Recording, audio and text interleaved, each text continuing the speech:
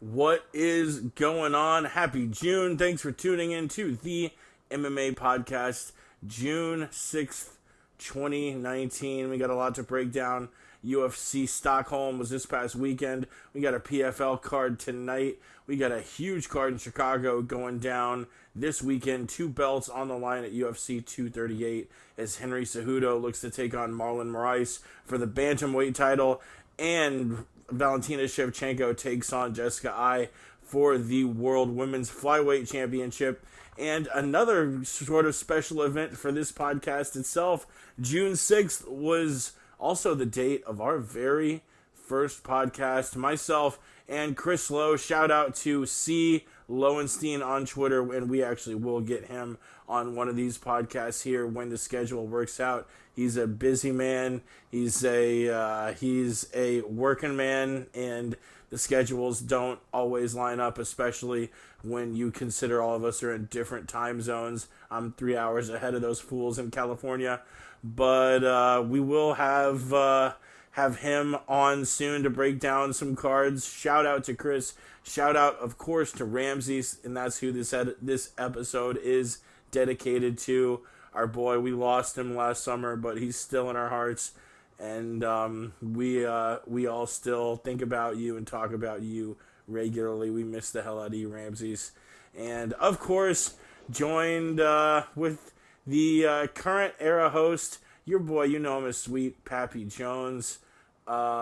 P Money also over there in Cali, like the OG Chris Lowe, but you are a little bit deeper in from the coast in those Cali deserts, breaking down the fights. We have a exciting episode just with all the stuff we have to talk about, but Pat, thanks, and we're here. We are celebrating 7 years. It's flown by, 250 something episodes. And, yeah, I'm glad you've been here the last few years and we've been able to bring it to the people.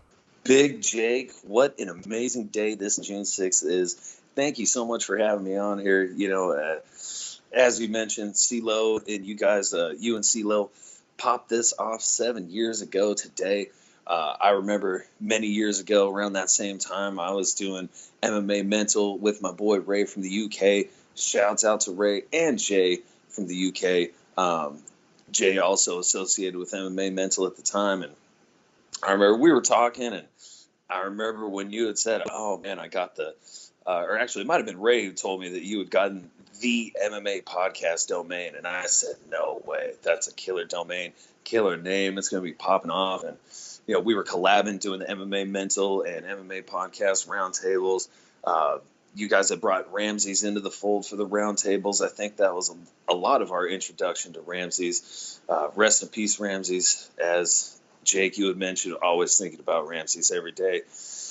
Coming up on a year here, I believe it was August. Man, always checking out old word on the street clips. Shouts out to our boy. Rest in peace. But man, you know, it's been great. I think 2015 was when you brought me into the fold here, and as semi-regular co-host duties. And man, it's been fun every week, every time we get to do a podcast. It's always great breaking it down with you, my man. And this 7-year spectacular episode is going to be no different. Definitely got a whole slate of good stuff to talk about, man.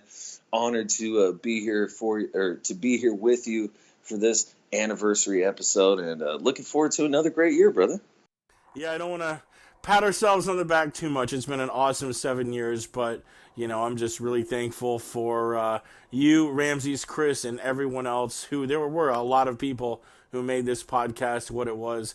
All the fighters, all the coaches, all the guests we've had on, and just all the friends we've made along the way. Some friends, you know, I can call some of my best friends in the world, from, you know, you, Chris, Alan, Jay, Yao, Ray, Hunter, Ross, everyone we've met along the way. And just a lot of good memories made, a lot of fun times had. Davey Boy, Jen from Florida, Mystery Meds, all of the folks who tweet us, comment on YouTube. They've all been a big part of it, just with all everything that's made up the last 7 years. And you know what? I honestly hope 7 years down the line we are celebrating number 14 and still trucking along. Yeah, without jerking ourselves off too much though, let's get to the mixed martial arts. This past weekend, UFC Stockholm, a lot of fun fights on that one. Of course, I X'd out of that page in typical TMP fashion. Here we go. We had the prelims on ESPN2, the main card on ESPN Plus. The same format actually they'll be doing tonight for PFL. That prelim card starts at 7 and the main card starts at 9. So if you are listening to this the day we drop it, make sure you tune in. 5 fun, action-packed hours of light heavyweight and heavyweight action. PFL 3 on ESPN2 and ESPN Plus. I sound like I'm getting paid for this, but I'm not. Or am I? UFC Stockholm, we had the prelims starting on ESPN2. A few notable fights there. Lena Landsberg defeating Tanya Evinger.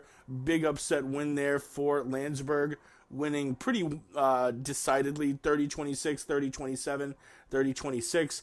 Frank Camacho and Leonardo Santos with big KO punches to end their fights in the second and first round, respectively, against Nick Hein and Stevie Ray. Devin Clark scoring unanimous decision victory. Sergey Kendozko defeating Rastim Akman via unanimous decision. Then going up to the main card, Daniel Tamer and Christos Giagos winning unanimous decisions. Makwan Amirkhani getting back in the win column at 145, getting an Anaconda choke sub in the second round against Chris Fishgold. And what was the KO of the night, he got $50,000 for it, along with Makwan Amirkhani, Anthony Smith, and Leonardo Santos. Just a head kick from the gods. I heard Jimmy Manuwa's head landed somewhere across the sea in Finland.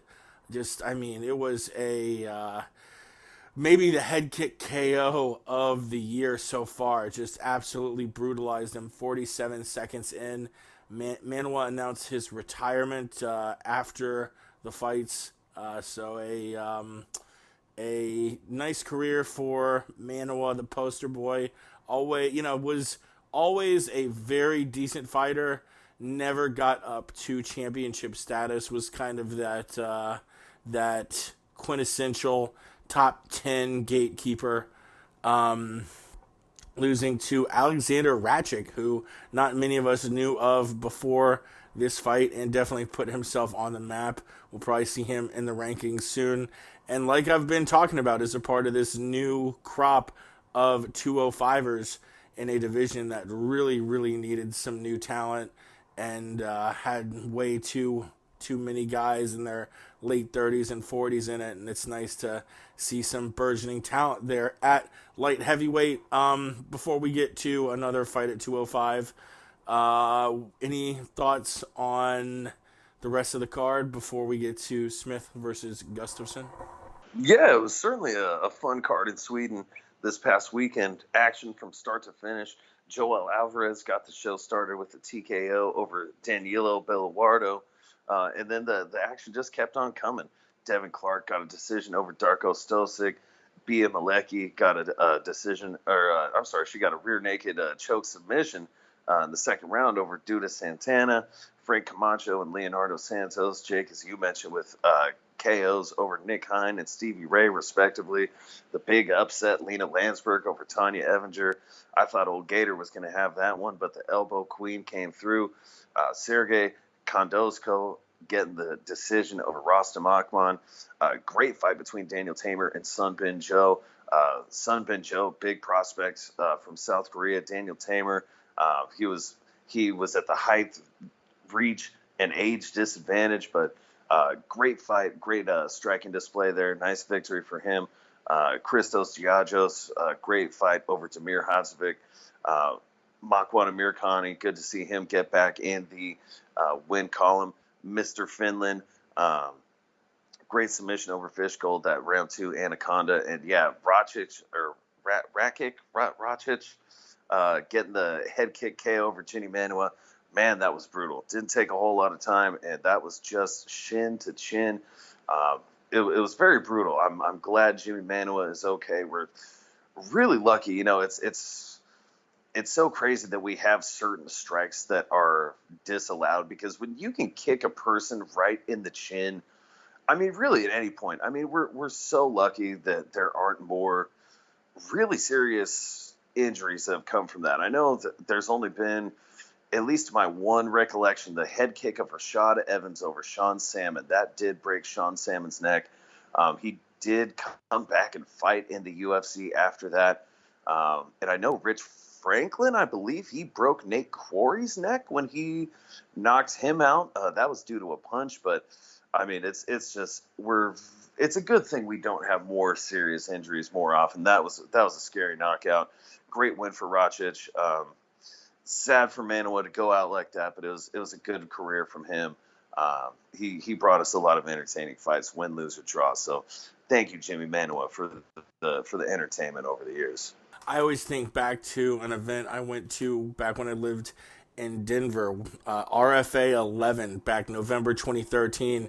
Chenzo Machida versus Brian Wood. It wasn't the main event, but it was on the main card. Chenzo Machida just delivers a flying knee. If I remember correctly, it was a flying knee. I just had it hits Wood in the face. Wood goes out, gets stretchered out. You find out after the fact he didn't only break his jaw and lose a bunch of teeth, but he broke stuff up in his sinuses. He broke the bones that make up the top of the roof of your mouth. Ooh, the palate? The palate. He broke bones in his palate.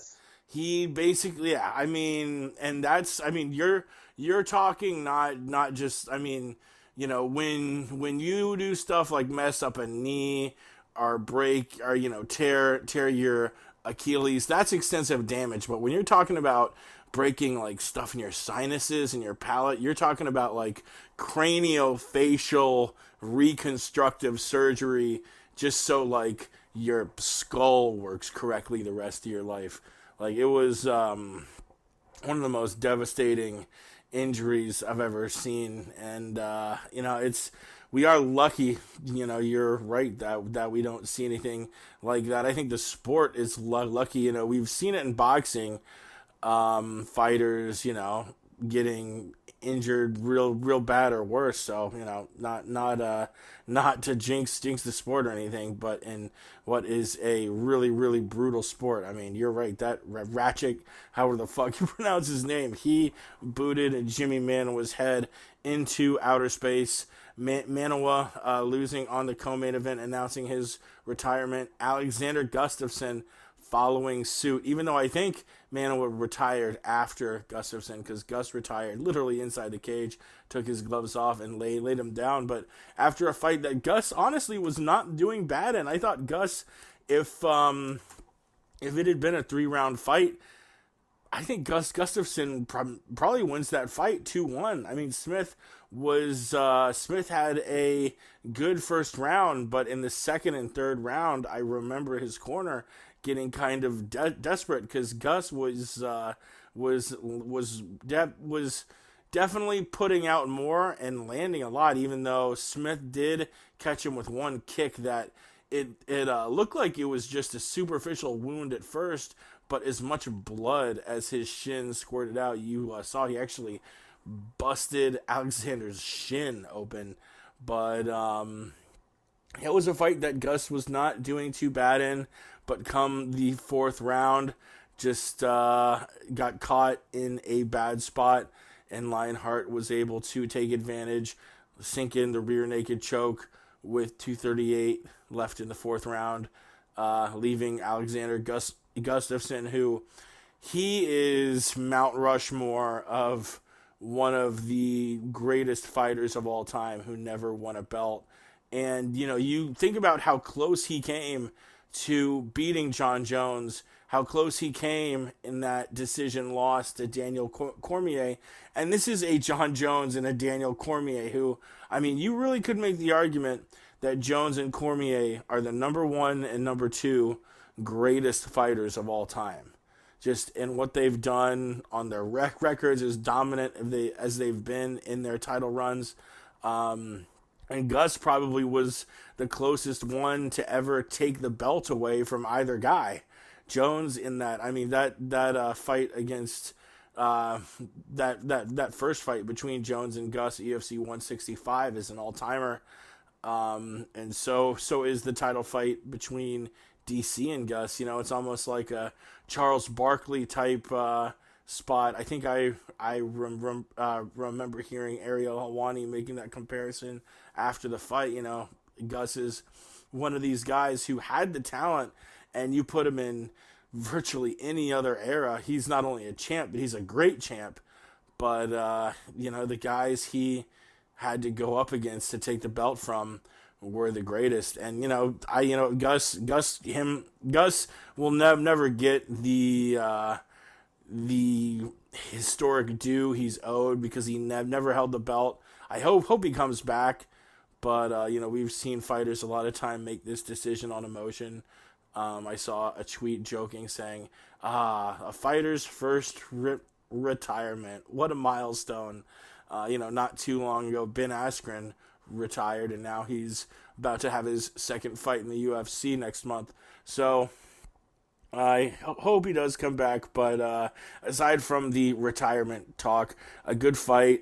I think Anthony Smith said on a recent interview that he felt like he was being overlooked with all this retirement talk, and I think he's right. I mean, everyone's talking about Gustafsson retiring, and Smith's over here like, hello, I just beat Anthony Gustafsson.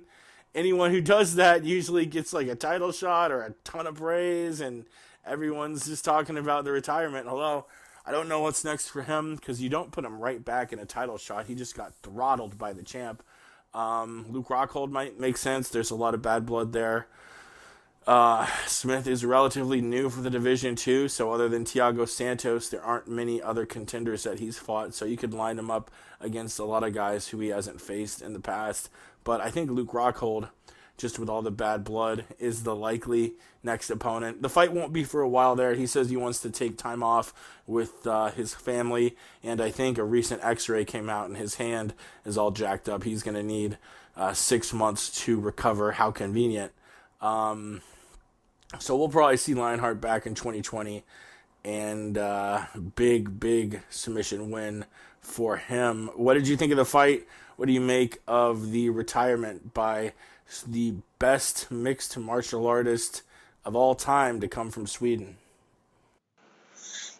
Well, it was a great performance from Anthony Smith. You know, we talked about this a little bit before the fight had gone on. We were talking about the odds and things like that, and I said, man, Anthony Smith, I think he was like plus 200 or maybe even like plus 280 to Alex Gustafsson. And I said, man, I think he's got a real legitimate shot. I mean, Anthony Smith in his fight against John Jones, the first couple rounds, at least my recollection may be a little hazy, but I seem to recall Anthony Smith actually having some good exchanges with John Jones on the feet. It wasn't a one-sided stomping the whole route. I mean, Anthony Smith, first of all, was able to go to the decision with John Jones in a 25-minute fight, which not a lot of people have been able to do. Not a lot of people able to go 15 minutes with John Jones. And he did show me some good things in that fight. So I was feeling like his stock didn't drop a whole lot off of that fight. And Alexander Gustafsson, even though he himself was coming into this fight, off of a loss against John Jones, he had been a little more up and down as of late. So I kind of thought Anthony Smith's stock was rising and Gus was on a slight decline. And, Jake, as you mentioned, started off well enough for Gustafsson. It certainly seemed, I thought he had rounds 2 and 3 as well. But Anthony Smith, man, able to come in like a thief in the night and take the W from Gustafsson in his hometown, submits him 4th round, rear naked choke. Gustafsson, I was a big fan of his for some time. He showed great striking ever since he came on, and After his loss to Phil Davis, he and Phil Davis started training together, and they both really helped each other's game. And Phil Davis really helped Gustafsson get his ground game going. And, some of Gustafsson's best fights and best performances and the best stretch of his career lied after that fight. And as you mentioned, absolutely some of the hardest fights. Of course, John Jones beat Daniel Cormier twice.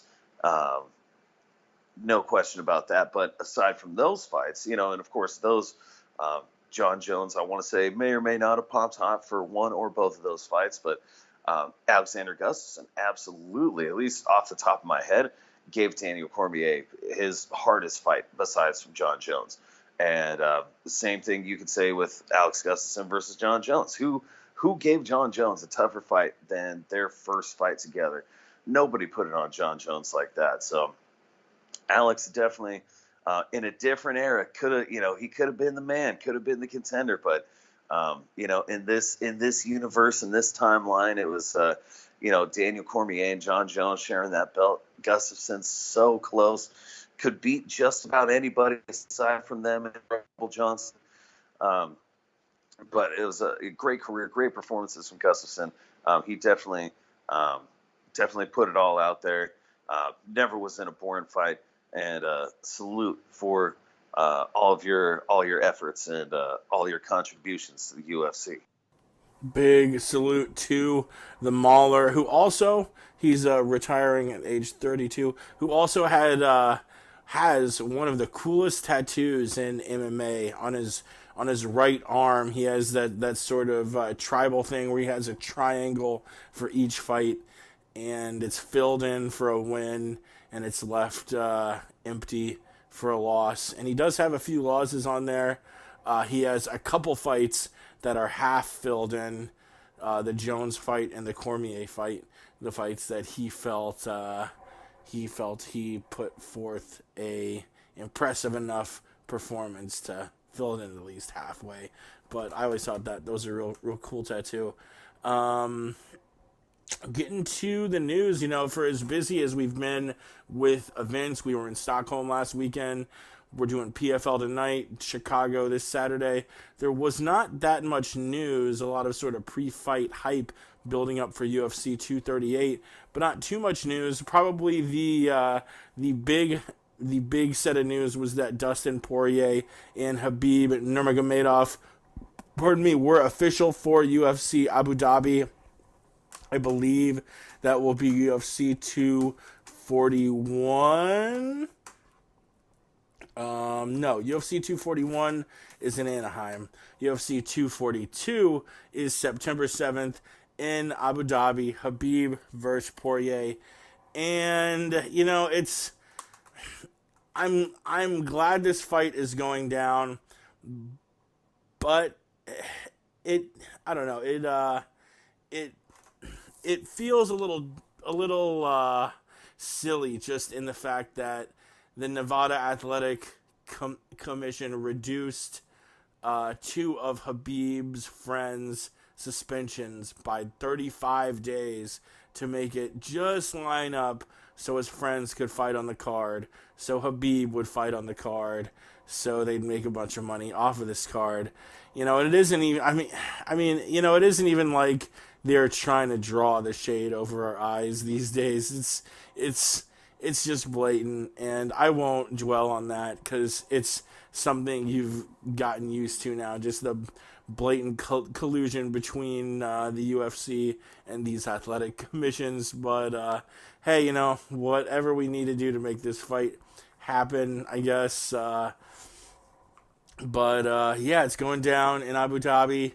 I will be rooting for the American, of course, Dustin Poirier, as he does even have some local ties with good friend of the show, the Westland Eagle, Allen. I'm sure will be going nuts for him. Khabib has almost turned into somewhat of a heel character like Conor. When Conor won the belts, and all of a sudden it seemed like he wasn't really as much about fighting as he was stunning on Instagram and showing off the shoes he has and talking about competing in other sports. Conor's shtick kind of got old, and I don't know if Khabib, his own personal shtick, has gotten old, but man, his mouthpiece, Ali Abdelaziz, I could use less of him, because every time he's going on, Ariel's show, Luke Thomas's show, in any of these places, the guy, you can just tell is, I won't hold back. You can tell the guy's an absolute scumbag, and he doesn't make it any easier to root for Khabib. I'll leave it there. So that said, it's hard not to pick Khabib in this fight. I mean, guy's undefeated. Not only is he undefeated, he is absolutely just torn through everybody, whether it's the champion or his first fights leading up to contendership in the UFC. The guy is a F5 tornado. He is going to demolish whatever is in his path, and do it the same way, just with that ferocious takedown offense. I mean, that Dagestani, that Russian wrestling base is really, really hard to defend against unless you are, an Olympic or at least a very, very elite level wrestler. And even then, it's hard to defend against the tenacity of Nurmagomedov, and once he gets you down, just suffocating top control and absolutely brutal ground and pound. He's finished, I think, most of his last opponents, and I can look, just a lot of ground and pound victories recently versus. That neck crank against Conor. Just an absolute. He's 27-0, and Dustin has looked great. I picked against him versus Max, and he proved me wrong. He could very well prove me wrong again, but Khabib, skill-wise, might be the best pound-for-pound fighter in the UFC right now, so it's tough to lean any other direction. Are you sort of still feeling the same vibe, or are you a little more optimistic for Dustin? I mean, my optimism has grown for Dustin. I feel like I've doubted him a few times since he's moved up to 155, and by and large, he has met or exceeded my expectations. He's really been on a tear himself, but I mean, Khabib, the way he's going, it's just he's got everything going for him. I mean, he's looked good standing. He dropped Conor McGregor. He was able to, go toe-to-toe for a couple rounds with Al Iaquinta, although Iaquinta did pretty good there. I think how most of us had previously viewed Khabib's stand-up prowess, I feel like Khabib's looking even better in that respect. He seems to be growing and evolving. Endless cardio. I mean, the guy seems like he can just, keep up that same pace for forever, which is definitely a hallmark of a lot of the greats and a lot of the tops at the sports. If you have that endless gas tank, I mean, that's going to help you. I mean, duh. But, gee whiz, I think Khabib, I mean, smart money's on Khabib in this one. I mean, it has to be. For myself, he's got, I mean, we've never seen him in trouble. It's very rare that we've ever seen him in trouble. I mean, only time... I mean, I do feel like he lost the fight against Gleison Tibau. I don't know how many times I can keep talking about that fight, but that wasn't like a blowout. That was a chess match, a very close chess match between two guys with super similar skill sets, both very strong grapplers, incredibly strong grapplers at 155, and who both had a decent stand-up. The Tibau's was definitely better. Tibau should have won that fight, but this is I don't know. And now Dustin Poirier, he has great submissions. He's got great submission attacks. He's finished lots of people lots of different ways. But as far as the wrestling pressure, he doesn't want any part of the wrestling game with Khabib. So he's not going to be able to control the octagon in a similar way that, say, Gleason was able to against him, or in a way that a lot of guys with that slick wrestling background can't. His subs are basically going to be left as a defense for him against the super slick Khabib ground and pound.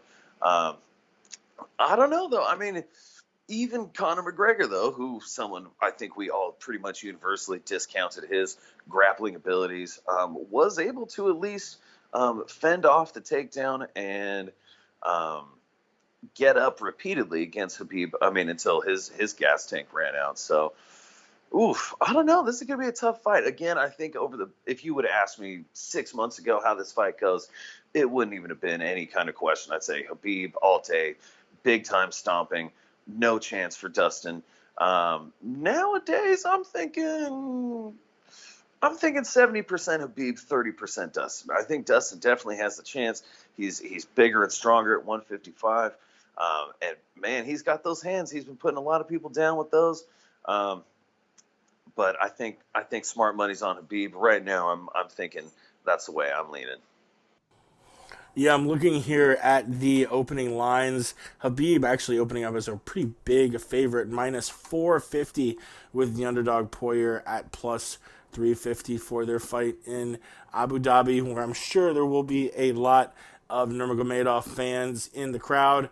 Just another couple topics. PFL 14 tonight. Once again, if you want to tune into ESPN Plus, a lot of fun fights. Vinny Magalhaes versus some dude, Kelvin Tiller versus some dude, Satoshi Ishii versus some dude, Jared Rosholt versus some dude, Hani Marks versus some dude. None of these guys have their own Wikipedia page. So once you get your own Wikipedia page, you will graduate past the status of just being some dude. But until then, you're just some dude. Gonna go to UFC 238 this Saturday, Chicago. A lot of fun fights to break down, especially on the main card. But we won't get ahead of ourselves. We always start with the prelims. The early prelims have Xiaonan Yan versus Angela Hill, Bevon Lewis versus Darren Stewart, Eddie Wineland, a familiar face, taking on Gregory Popoff, and Caitlin Chukagian taking on Joanne Calderwood. This will be, we haven't seen Eddie Wineland in about a year, and before then it was another year. He lost both of those fights versus John Dodson and Alejandro Perez via unanimous decisions. Speaking of our 7th year anniversary, Wineland was one of the first guys we had on way back in 2012. So shout out to our boy, who I guess back then, he was fighting guys like Joseph Benavidez, Scott Jorgensen, and has put in a ton more UFC work in the last 7 years. Should be fun to see him put in work. Any thoughts on the early prelims? I'm thinking it should be a fun card overall. It's nothing really popping out overall, but man, it's just it's been making for some fun Thursdays, having that PFL keeping us entertained. Shouts out to Eddie Wineland, one of my favorite bantamweights. Big hands there. I'd say that's probably my standout. Yeah, we also have a women's flyweight fight between Caitlin Chukagian and Joanne Calderwood. It's nice seeing that 125-pound division accumulate some more talent. The prelims on ESPN, this is maybe the most stacked prelim card I've seen for a pay-per-view in a long time. Check out these 4 fights, and I'll go from the bottom to the top. We start between Ricardo Lamas and Calvin Kattar. Lamas has, for a long time, been in the top 5 of that division. Hasn't ever held the belt, but talk about like an elite top 5 gatekeeper. He does not have a lot of guys who defeat him, and those who do usually go on to at least fight for a title. Calvin Kattar coming up from the New England area. Actually, our boy Mike Hammersmith told me to keep my eye on him a while back, and he's been doing very well in the UFC. The next fight, Carolina Kowalkiewicz versus Alexa Grasso. This is a huge fight as far as the women's strawweight division goes. We know Kowalkiewicz has fought for the strap before, lost her last two fights to Jessica Andrade and Michelle Waterson, but she has such clout in that 115 division that both of those girls might have gotten a title shot off of that win. You had Andrade, who just got the title shot and got the title. And you have Michelle Waterson, who might be next in line to fight for that 115 belt. I'm not sure who is going to get the call. It might be Rose. It might be Waterson. It might be a slew of other strawweights. But the Karate Hottie is definitely in the mix as far as the title picture goes right now. She's going to be taking on Alexa Grasso, who also had a lot of hype behind her, took a couple of losses, lost to Felice Herrig, beat Randa Marcos via split decision, but in her last fight, lost to Tatiana Suarez via rear naked choke. She's trying to get back in it.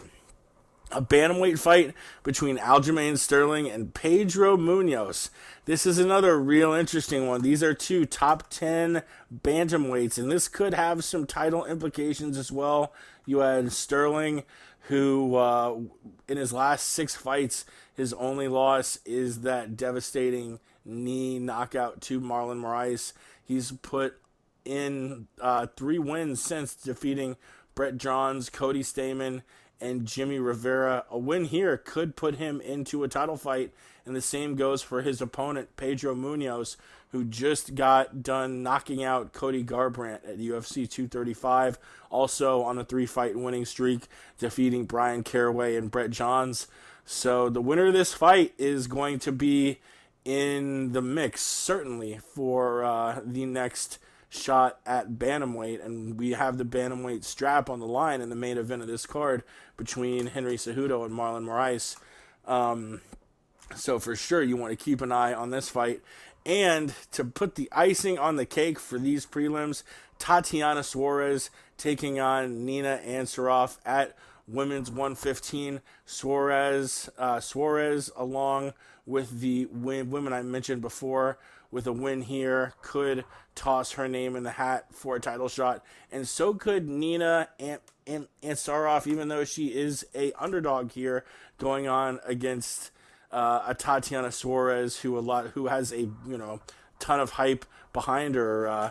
Let's not forget that Ansaroff was a big underdog against Claudia Gadelha last December and won a pretty decided unanimous decision against her.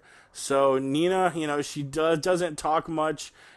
Even though she is oftentimes in the spotlight with Amanda Nunes, you don't always hear too much from her, and she's making waves for herself at strawweight. That would be something if both her and Nunes could hold belts at the same time. But she will definitely have another chance to make even more waves, taking on Tatiana Suarez. Those 4 fights, talk about a stacked prelim card. Pat, any thoughts before we get up to the main card? Yeah, you know what? I'm very excited for this fight card coming up on Saturday. Double title fight and lots of compelling fights right from the jump. As you mentioned, Calderwood and Chukagian, Wineland and Popov, Bevan Lewis versus Darren the Dentist Stewart, Angela Overkill Hill versus Xiaonan Yan. Ricardo Lamas versus Calvin Cutter, Alexa Grasso, Carolina Kowalkiewicz, Pedro Munoz, Aljamain Sterling, Tatiana Suarez versus Nina Ansaroff. Man, it is going to be, and those are just the prelims. That's better than a lot of main cards that are being put out these days.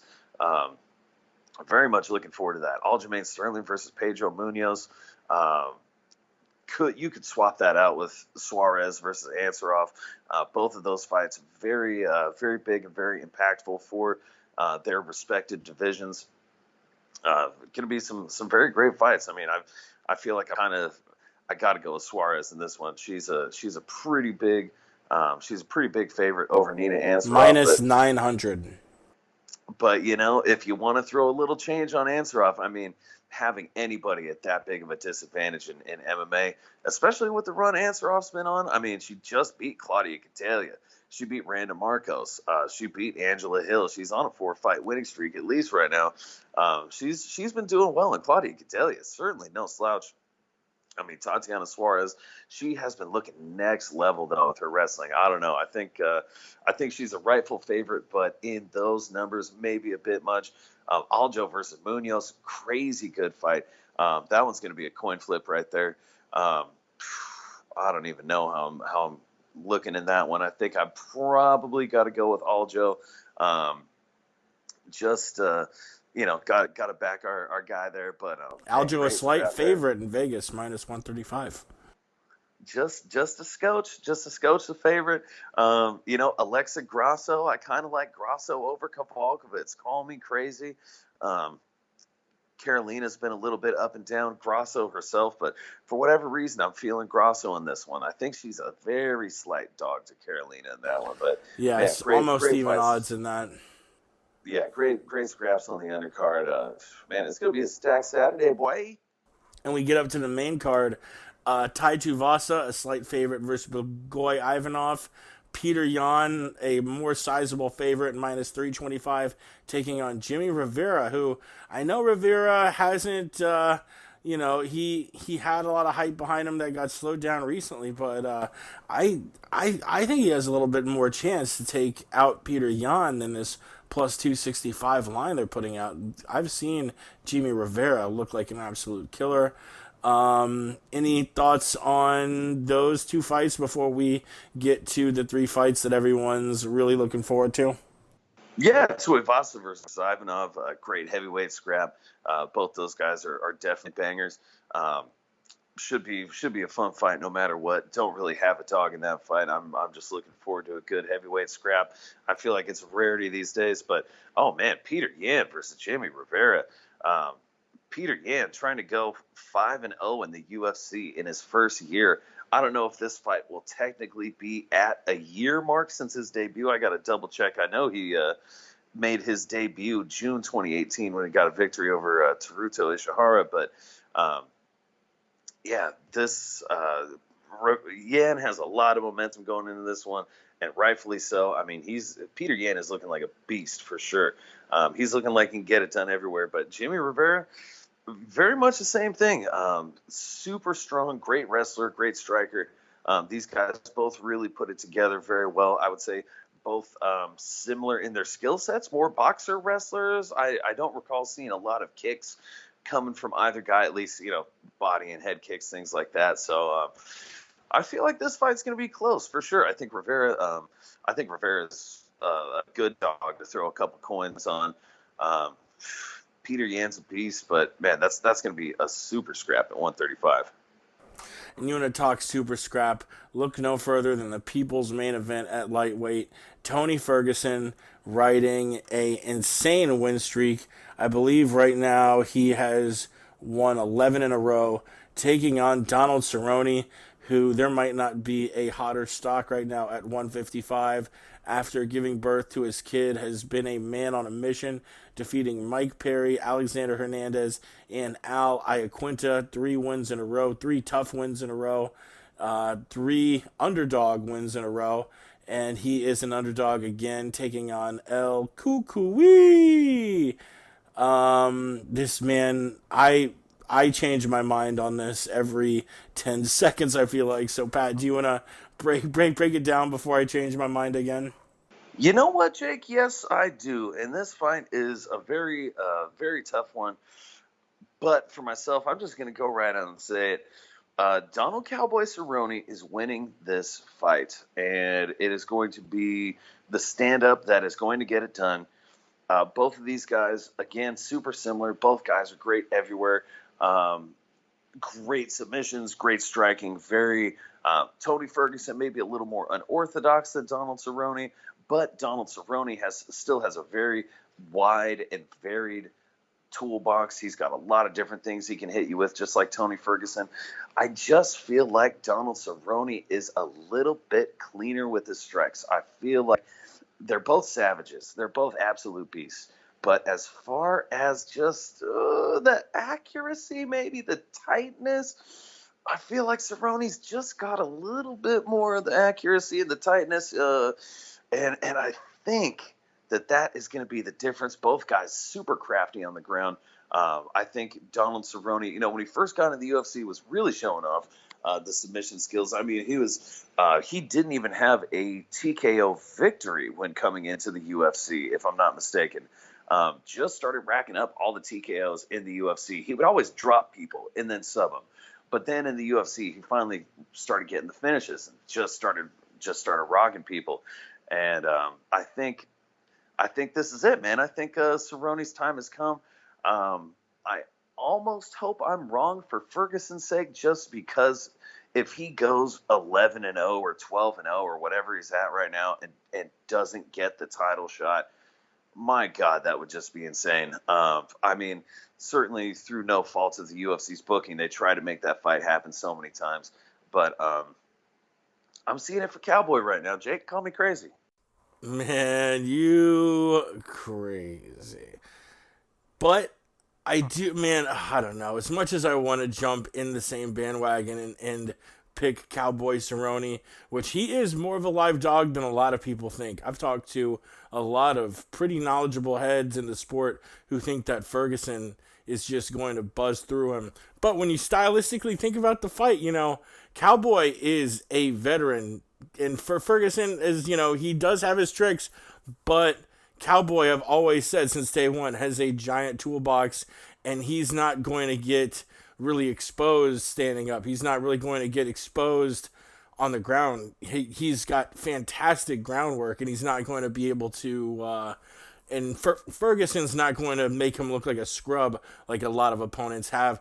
I think it's going to be close. I'm going to be rooting for my boy, Donald Cowboy Cerrone, but if for no other reason than to play devil's advocate, you got Tony Ferguson, who, a lot of people think stylistically could give Khabib a lot of problems. This is a guy who was matched up against him 4 times, and the fight never came through. It's a fight that I asked in the beginning of 2019, what fight do you want to see the most? Resoundingly, the answer I got was Tony Ferguson versus Khabib Nurmagomedov. Hopefully we see that fight down the road, and Tony is a guy who has pieced together 11 fights. You don't do that in the UFC by accident. I think there is a very small list of people who have been able to string off double-digit wins, and Tony's been doing it against elite competition. So, man, Cowboy is on a tear, and like I said, he's a live dog. It would not shock me in the least if Donald Cowboy Cerrone won this fight. But, like I said, I am going to feel like such a dum-dum if Cerrone wins this and I picked against him. But I'll use that excuse that I'm only playing devil's advocate. I'll go with Tony Ferguson here. Which brings us to the co-main event, Valentina Shevchenko taking on Jessica Ai. This is historic, if for no other reason than Shevchenko has insane odds on Jessica Ai. Last I checked, Shevchenko was something like minus 1375, and Ai was plus 900. Meaning, for those of you who aren't degenerate gamblers, in order to make $100, say I want to go to Vegas and I want to put a bet on Valentina Shevchenko that profits me $100, you have to bet $1,375. You have to bet 13, almost 14 times your profit to make that, because Las Vegas thinks she is that much of a lock to win. I don't think in fighting, I think it's very rare in fighting where you see somebody who's minus 1,000 or greater and it really deserves to be so. I think Ronda Rousey probably deserved to be minus 1,000 against Bitch Kohea. She obviously didn't against Holly Holm, even though she was. I think she was only like minus 700. But this sport inherently is one of a lot of parity, and you can see somebody who is not the better fighter come in and win the fight, a la Matt Serra versus George St. Pierre. Pardon me. Coughing my ass off here on the 7th anniversary podcast It's not professional, damn it. And I do apologize. But no, like I was saying, upsets can go down in this sport with frequency, and the fact that Jessica Ai is plus 900, am I going to bet on her? No, just because I'm broke at the moment and really just can't afford to throw money down the drain, which I feel like a bet against Valentina Shevchenko might be just that. But, man, it's a fight that Vegas says Valentina Shevchenko virtually has no chance of losing. And you can see why. She's put together an incredible resume since joining the UFC. Her only losses, razor-thin decisions against Amanda Nunes. That being said, Jessica Ai is a gamer. She's fighting at her natural weight class at 125. And I think she'll have a moment or two that has everyone a little nervous. But all in all, I think Valentina Shevchenko will march forward and win the co-main event. Ooh, Jake, Valentina Shevchenko versus Jessica Ai. I'm very excited for this fight. Shevchenko, I think she's always had a lot of fan support behind her. Jessica Ai, kind of similarly, kind of a people's champion kind of situation. I've always really liked Jessica Ai. Big fan of her fighting style. She's always put on entertaining scraps, and glad to see her get a title shot at the flyweight division. Went 3-0 in 2018, and Shevchenko, the women's 125-pound champion, beating Joanna Jędrzejczyk in her last fight. Man, this is going to be a great scrap. I feel like I need to double check, but I want to say Jessica may have a little bit of the stature advantage. This is going to be quite a scrap. At least I feel like it is. Jessica Ai, she may seem overmatched on paper, but I really think flyweight is her home. It seems like she's really found her weight here, and she's starting to put things together. She's going to need to put together a perfect fight against Valentina Shevchenko to come home with that belt this coming Saturday night, but I think she can do it. She's crafty. I'm not saying that she's going to do it. I think I have to pick Shevchenko in this fight. I mean, I want to pick Jessica Ai. I think she can do it. Oh, man. This is just going to be a really tough scrap. I think smart money's on Shevchenko, but I'm not sleeping on Ai. I think she'll make it a good scrap, and hey, if she got it done and brought back that strap to the U.S., I would not be disappointed whatsoever. And we move along to the main event. A pretty unusual main event. We don't have a current champion at bantamweight. That's because former champion TJ Dillashaw was forced to vacate his belt after failing a drug test for EPO. He's out for 2 years, so now 135 needs a champion, and we have the number one contender, Marlon Moraes, taking on the champion at 125, Henry Cejudo, who notably just came off with a win against the champion, TJ Dillashaw, looking to become the champ, along with being an Olympic gold medalist, if you haven't heard him mention that yet. This is going to be a real fun strap, We've seen both of these guys take on opponents at elite level, but not necessarily with the kind of style. We haven't seen Henry Cejudo take on just a devastating striker like a Marlon Moraes. And I don't know if we've seen Marlon Moraes take on the guy with the wrestling chops like Henry Cejudo. It's going to be a 5-round fight. And, I'm going back and forth on this.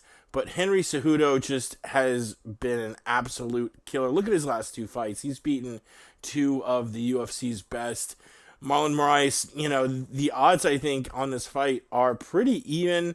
This is another fight I would not be shocked either way. Marlon has a lot of first-round finishes under his belt. So if the longer the fight goes, I think I'd probably favor Henry Cejudo, even though Cejudo himself just had a quick knockout of TJ Dillashaw. This is another fight I'm going back and forth on. I might have switched my pick to Marlon by the time the fight comes, but for right now, I will say Henry Cejudo becomes the champ. The guy has just not only all the fundamentals that you expect from him, obviously a very powerful wrestling game, but he just knocked out T.J. Dillashaw in 45 seconds. He's looked like a firecracker, and as annoying as the guy might come off, I think part of it is wanting to be a heel and wanting to get a little bit of attention from the fans.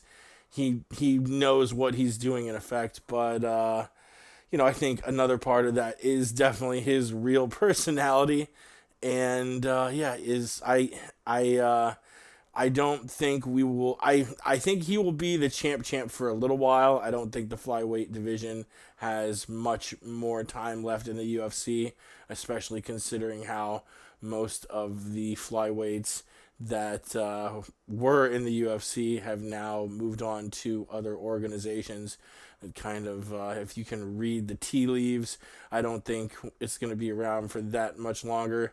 We'll probably see the division close with Cejudo as the champ, but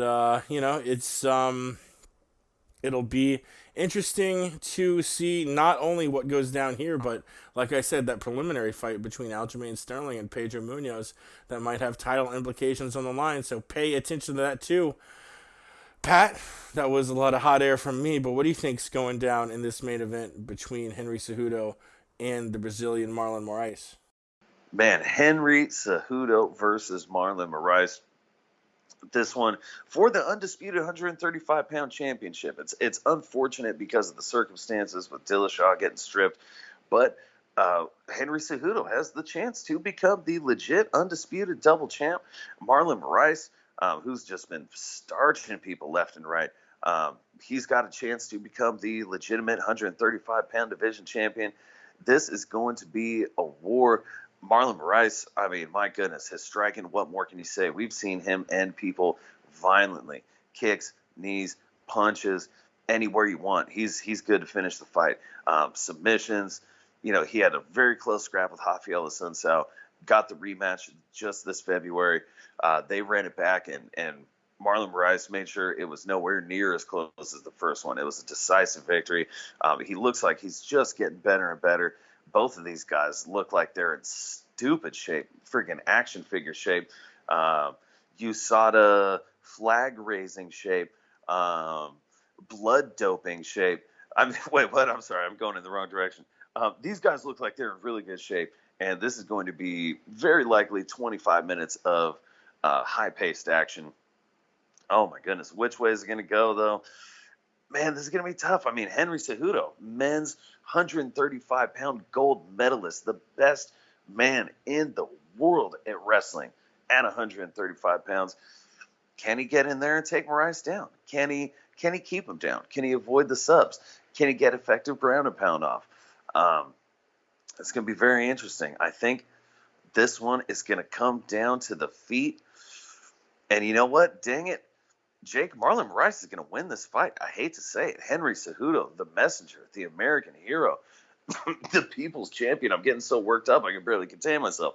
I want him to win this fight. I want him to be the double champ. I want him to be the double champ and the gold medalist, the best combat sports athlete to ever do it.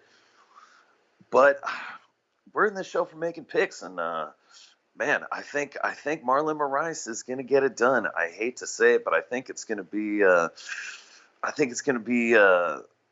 Magic Marlon Moraes' time.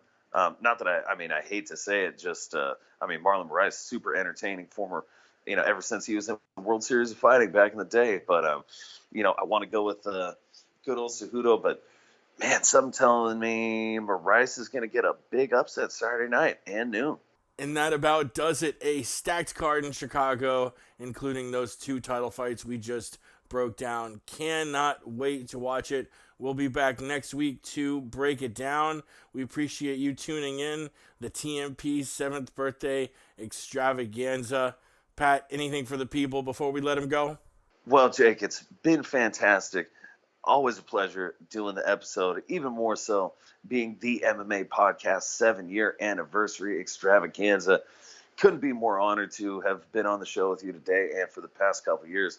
Thank you for always putting together a good show, for everything you do for the show. And God bless the listeners who keep us coming back. We do it for you guys.